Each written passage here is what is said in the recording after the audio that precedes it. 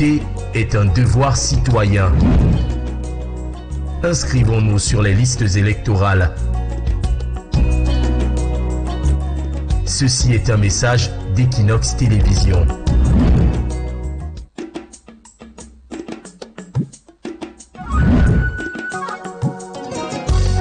Voting is a civic duty.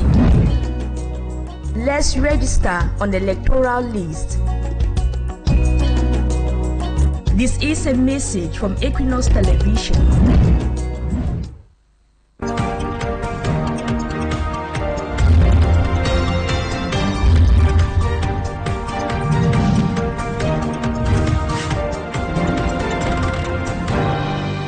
It's midday in Bokwango, in Boya, in the Fako division of the Southwest region, just like it is here in Douala, Akwa, Littoral region. Ladies and gentlemen, you're welcome to the midday bilingual edition on Équinoxe Television. Bon après-midi, la Fleussine. Bon après-midi, et ciel aussi Liengou. Madame, monsieur, bon après-midi et bienvenue aux 12h bilingues sur Équinoxe Télévision.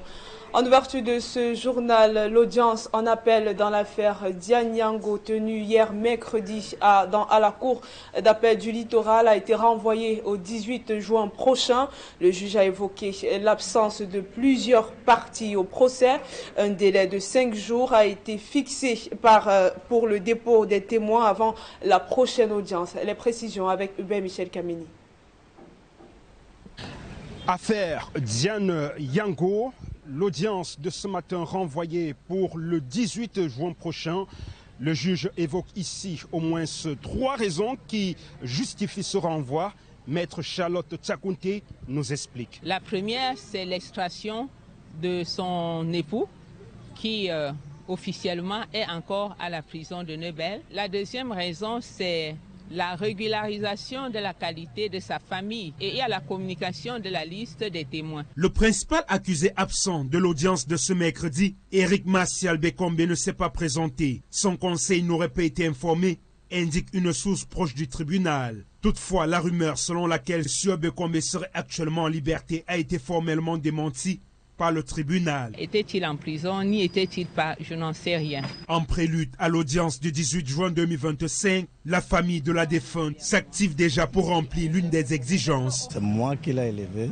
Je peux dire que c'est moi qui l'envoie en mariage. Ça me fait mal quand j'avance, même s'il y a des propos, parce qu'il n'a pas su que je lui donnais comme ça à un assassin. Des preuves de loi nous ont cherché. Et d'ici lundi, c'est un procès verbal qu'il faut écrire. On va écrire, on va signer, où il y a au moins 7 membres de la famille. On va signer. Et on va remettre à maître, elle va faire légaliser ça, c'est tout. Le tribunal de grande instance de Douala-Bonanjo avait rendu un verdict jugé controversé le 1er avril dernier en condamnant Éric Martial Bekombe, le mari accusé de coups ayant entraîné la mort de son épouse, l'enseignante Dianyango, à 5 ans de prison avec sursis et une amende de 52 000 francs CFA. Le ministère public, jugeant cette peine disproportionnée à la gravité des faits, a fait appel. La décision avait également suscité une vague d'indignation à travers le pays, notamment au sein de la société civile, des militants des droits humains et des associations féministes qui l'avaient qualifié de justice injuste. L'autonomisation des personnes handicapées et leur accès au financement préoccupe la société civile. Les enquêtes ont relevé un taux de chômage élevé parmi cette population vulnérable malgré leur qualification et leurs compétences. Un plaidoyer a été lancé auprès des institutions de microfinance et des collectivités territoriales pour améliorer leurs conditions de vie. Les détails avec Marcelin Gansop. Tous sont unanimes sur un fait, c'est que les personnes vivant avec un handicap éprouvent d'énormes difficultés à accéder au financement et ainsi à se frayer un chemin dans le monde de l'entrepreneuriat. 80% d'entre elles sont au chômage et très peu ont la chance d'avoir un emploi qui correspond à leur handicap. Certaines personnes handicapées, surtout nous les sourds, nous ne savons pas comment faire un plaidoyer, nous ne savons pas comment monter un dossier pour pouvoir avoir du financement dans nos projets. Il serait donc important de les outiller et de les capaciter au plan pédagogique pour que nous ayons également des personnes vulnérables épanouies dans la société, notamment les personnes vivant avec un handicap. Et cela pourrait également se traduire en termes de recrutement pour que ces personnes-là aient également des emplois, en termes d'accompagnement pour leur formation et également en termes d'appui divers. Cette rencontre permet de faire un diagnostic sans complaisance de la situation de cette couche vulnérable, mais davantage d'explorer quelques pistes de solutions. Dans ce sillage, ce sont les idées qui manquent le moins. Nous allons faire juste le bilan pour voir si, par exemple, la microfinance est aujourd'hui prête à engager les personnes handicapées. Nous allons voir si au niveau des mairies, ils sont prêts aussi à comprendre que les personnes handicapées font partie de la vie de la communauté. Nous voulons vraiment lever les barrières que rencontrent les personnes handicapées, que ce soit sur le plan professionnel que sur le plan de l'éducation. Intégrer l'approche handicap dans leur mode de fonctionnement. Tel est l'objectif de cet atelier qui fait la part belle aux structures de formation, établissements de microfinance et autres communes, des départements du Fundi et de la Mofo et Afamba. Beaucoup de personnes handicapées en général, particulièrement les sourds, ont cette difficulté à trouver l'emploi. Et comment est-ce qu'il faut faire? Il faudrait que nous fassions plaidoyer afin de faciliter l'accessibilité dans certains centres de formation pour les personnes sourdes. Favoriser l'inclusion sociale des personnes handicapées à travers la formation, l'insertion socio-professionnelle et les différents services offerts. Tel est le but du projet que Pramdika met en œuvre dans la région du centre. En éducation, depuis mercredi, les candidats aux examens du probatoire et du baccalauréat affrontent les épreuves entre phase pratique et phase écrite. Ces apprenants doivent démontrer l'ensemble des connaissances acquises tout au long de l'année. C'est un reportage de Stéphane Tepeyamfa, Josiane Gog. Au sous-centre d'examen du lycée technique bilingue de Douala-Akwa, c'est le temps des épreuves pratiques du probatoire 2025 de l'enseignement technique industriel, de même que celles écrites du baccalauréat technique industriel et commercial. Ici, 386 candidats ont répondu présents sur 387 inscrits. Pour permettre le bon déroulement des épreuves, des consignes ont été données par le chef du sous-centre. Aux surveillants, nous avons demandé d'être très vigilants et de ne faire que leur travail sans chercher à frustrer les candidats. À l'entrée, tous les candidats sont fouillés pour être sûrs qu'il n'y a pas des objets compromettants dans leur poche. Aucun incident enregistré ce premier jour dans ce sous-centre d'après les responsables. Par contre, au sous-centre du lycée technique de Douala-Koumassi, des cas d'absence ont été enregistrés et un candidat admis à l'infirmerie. Ce matin, il n'y a qu'une seule élève qui a eu un essai palus. Elle était prise par l'infirmière. Sur les 1140 candidats, nous avons 1083 qui font partie du probatoire de technique industrielle. Et nous avons 357 qui étaient entendus pour le bac STT. Pour le bac STT, sur les 357, 6 sont absents. Même si certains candidats à la pratique du probatoire technique disent être stressés parce qu'ils ignorent la tâche qui leur sera confiée, d'autres affirment être prêts à affronter avec brio les épreuves auxquelles ils seront soumis. Une épreuve peut venir sur une leçon qu'on n'a pas vue et là c'est un peu stressant. Nous espérons que toutes les matières que nous avons révisées en cette année, que ça puisse bien se passer. Je suis confiant de réussir mon examen cette année. Pour les candidats au baccalauréat technique, ils ont été soumis ce jour aux épreuves de français et d'éducation à la citoyenneté et à la morale. La phase pratique est prévue pour le mercredi 28 mai prochain. En ce qui concerne les candidats au probatoire technique industriel, ils achèveront la phase pratique mardi le 27 mai et enchaîneront le lendemain avec celle écrite. Et une menace plane à nouveau sur les examens officiels. Après une suspension de près de 3 semaines, les enseignants ont annoncé la reprise de la grève. Ils dénoncent l'inaction du gouvernement face à leurs revendications et menacent de boycotter la tenue, de boycotter la surveillance et la correction des épreuves. Précision avec Ben Christy Moudjo et Élisée Pokpa.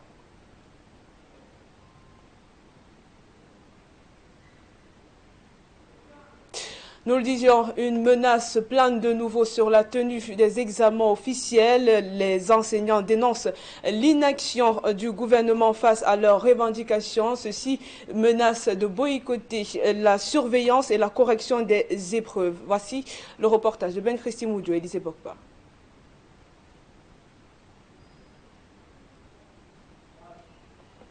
Nous y reviendrons dans nos prochaines éditions. Un public reportage à présent dans ce journal.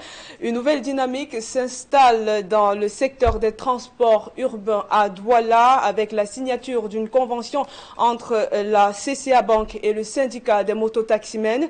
Ce nouveau partenariat vise à faciliter l'accès de ces acteurs clés de la mobilité urbaine aux services bancaires à travers le programme CCA D2D conçu pour les petits et moyens entrepreneurs.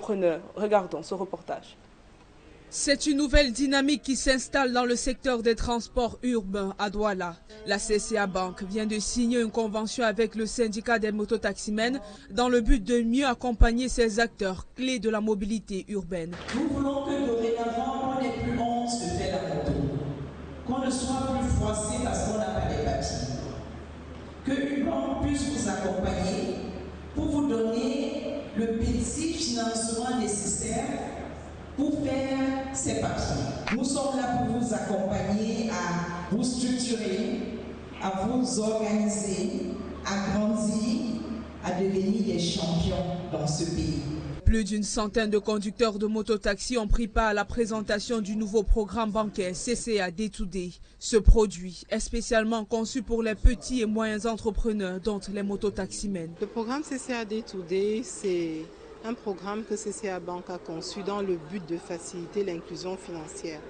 Dans sa réflexion permanente de développer, d'encourager le développement de l'économie, on a mis sur pied ce programme pour encourager les petits clients, les petits métiers à pouvoir évoluer dans leur activité. À travers cet accord, les mototaximens auront désormais un accès facilité aux services bancaires, notamment l'ouverture de compte, l'accès à des microcrédits et la possibilité d'épargner en toute sécurité.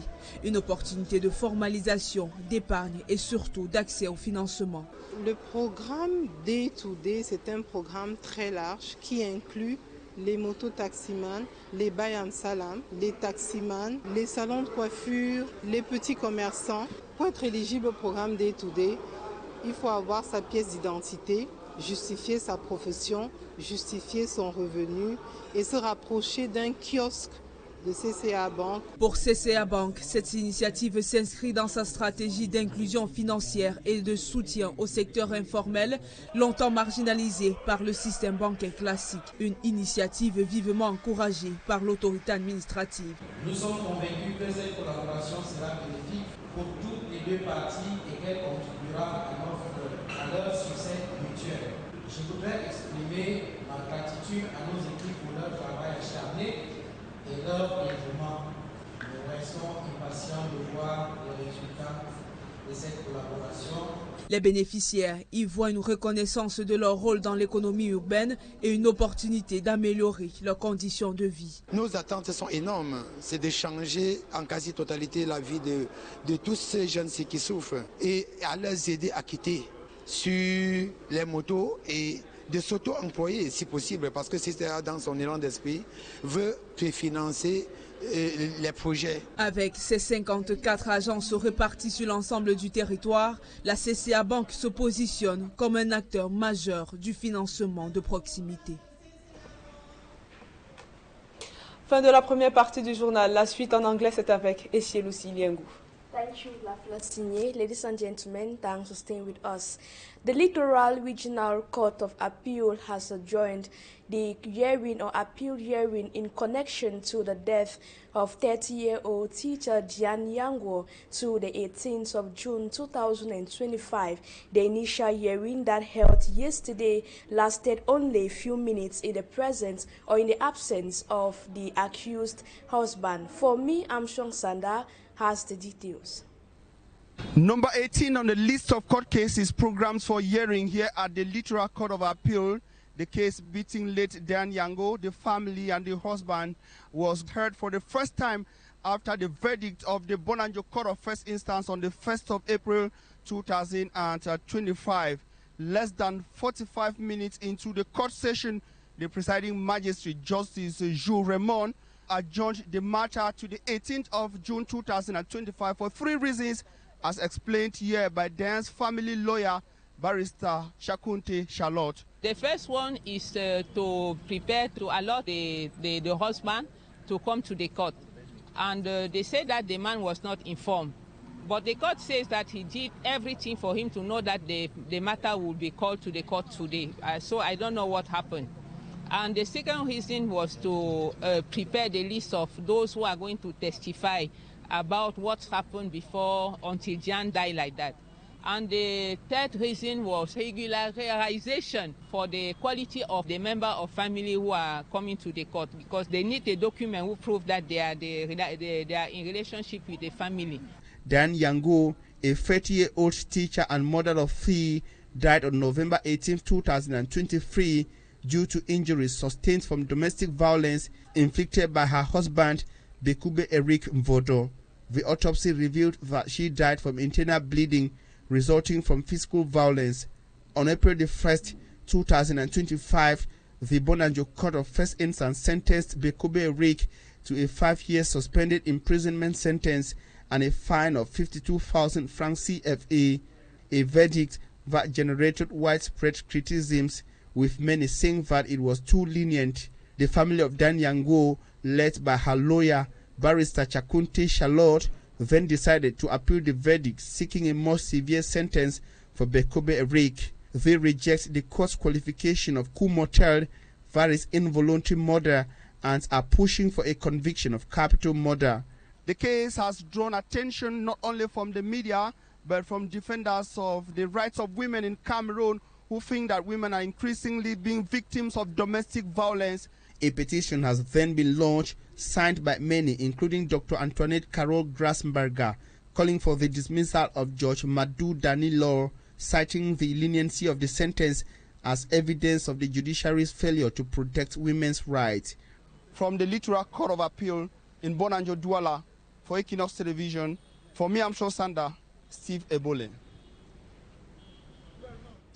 Thank you. For me, I'm Sanda. We now take you to the Menchum division, where a violent confrontation in Womb has resulted in 2 deaths and several others severely injured. This has sparked strong reactions from local authorities, including the senior divisional officer for the Menchum division, Abdullahi Aliyu, who has issued a public statement regarding the incident.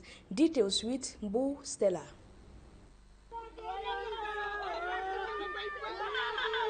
Tensions escalated on Tuesday, May 13, following the reported abduction of a young Fulani man identified as Hussaini Usmanu. The next day, Fulani youths gathered at the office of the senior divisional officer, demanding authorization to conduct a search for the missing Hussaini. Authorities reportedly declined the request, opting instead to hold a meeting to address their concerns. However, within hours, violence broke out. Fulani youths reportedly attacked members of the Agam community, accusing them of harboring the alleged kidnappers. The clashes resulted in at least 12 injuries and 2 fatalities. The Zongafo Palace, a cultural landmark of the Agam people, was also desecrated, and several properties were destroyed in the unrest. Security forces reportedly launched an investigation, and by Saturday, May 17, 4 suspects were arrested. In a public statement, the senior divisional officer for Menchum confirmed that the 4 suspects confessed to their involvement in the kidnapping. He equally denied that the violence was ethnically motivated, attributing the unrest to criminal elements. He also cautioned against the spread of misinformation on the social media and called on all communities to remain calm and cooperate with the ongoing investigations. As of this report, Hussaini Usmanu has been reunited with his family, while a Fulani native has been buried according to local customs. Also, the body of one of the 2 victims, identified as Mbeng Eric Moa, has been placed in the mortuary. And with the escalation of the crisis in Cameroon's restive regions, one of the areas seriously affected is the food production sector, as most farmers are either unable to access their lands, which have become a battleground. Some have fled for their safety in other areas. In a bid to curb this, in the southwest region, the Southwest Development Authority has been seeking ways to assist these farmers to boost boost agricultural output. Details with Rex Afon. The production capacity of farmers in the southwest region has in recent years dropped drastically due to security tensions in most agriculturally rich areas. Over the past 10 years, Cameroon has been experiencing a socio-political crisis manifested by multiple assaults in the north by the Boko Haram sect and in the southwest and northwest regions by the separatist fighters, leading to massive population displacements with a consequent abandonment of economic activities in both crop and livestock subsectors. The direct effect of this has been a corresponding drop in the supply of essential foodstuffs and the gradual establishment of hunger and food insecurity. The farmers have advanced many reasons for this drop in supply. There are certain times we have difficulties on the marketing part of it just because of shooting of guns, bad roads, and other things like customers not coming because there is a lot of problem along the way. The Southwest Development Authority, through the emergency project to combat food crisis in Cameroon, has handed some agricultural equipment to some farmers in Fako to help boost productivity. Our monitoring and evaluation unit will be working in collaboration with the technical services of the Ministry of Agriculture and the Ministry of Livestock, because we have field technicians to monitor farmers that they use the kits that have been given to them judiciously to effectively fight poverty and to fight food insecurity. The emergency project to combat food crisis in Cameroon spans across 6 regions in the country, mostly those hit by insecurity and those harboring refugees from neighboring countries. The partnership between the program and the Southwest Development Authority has helped in assisting farmers in these regions with both seedlings and up-to-date agricultural tools. To something else, the appointment of Reverend Father Bell Matthias Stefan as member of the Electoral Board (ELECAM) by presidential decree has sparked widespread condemnation among Cameroonians. A political analyst, Dr. Ndimancho Michael, believes that the priest will have minimal impact on the electoral system, as Innocent Aze tells us in the following report. When Father Bell Matthias Stefan of the Edea Diocese in the Senegal Maritime Division of the Littoral Region becomes member of the Electoral Boards of Elections Cameroon, highly criticized for favoring the regime in power than operating as an independent entity that it is. You know that many people are of the school of thought that ELECAM is there to serve the purpose of the ruling CPDM.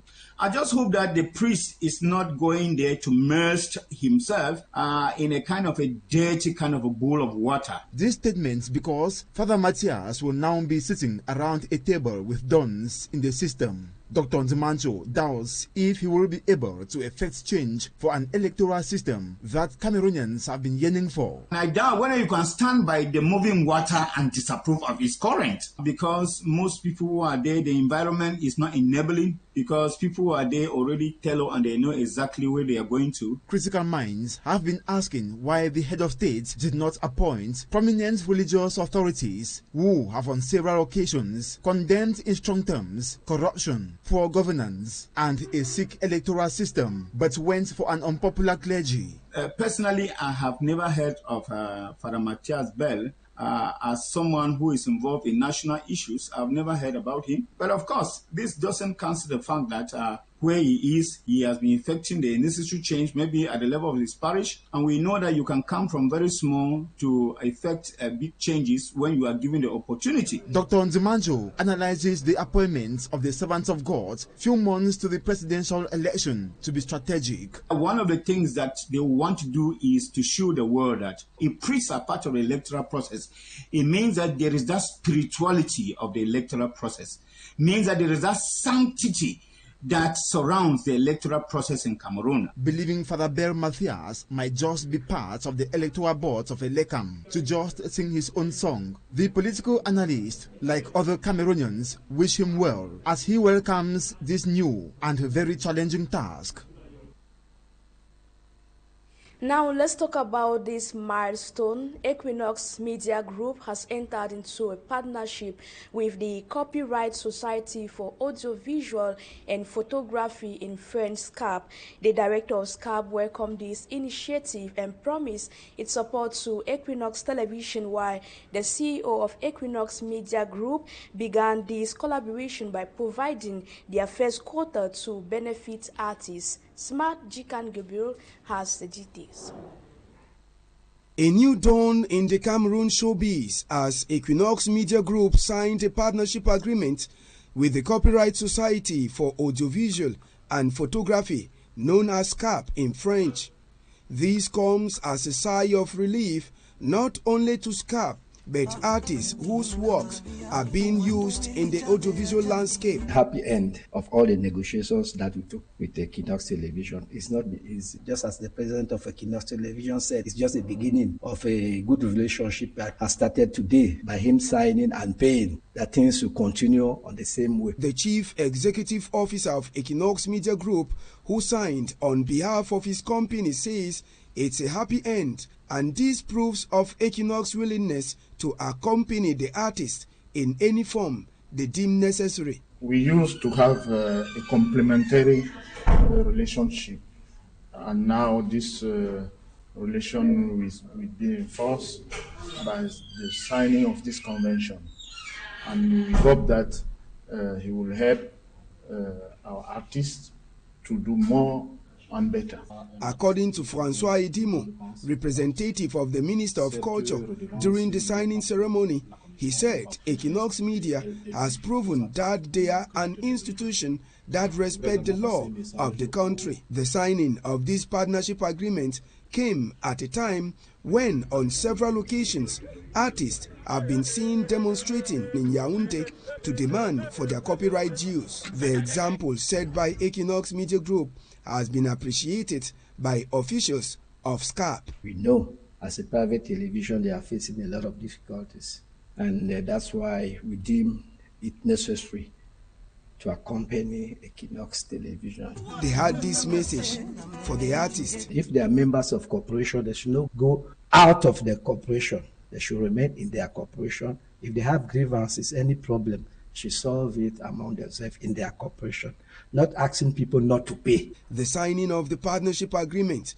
between Équinoxe Media Group and the Copyright Society for Audiovisual and Photography comes after several months of negotiations between the two institutions. And that agreement ends this edition of the Midday Bilingual News on Équinoxe Television. Thank you, ladies and gentlemen, for your keen attention, and do stay in the company of interesting programs. La Fleur Signée, have a nice day. Have a nice day, ici Lucie Liengou. Madame, Messieurs, c'est la fin du journal. Merci pour votre attention. Merci également et surtout à l'équipe en régie. Restez sur Équinoxe Télévision, les programmes se poursuivent.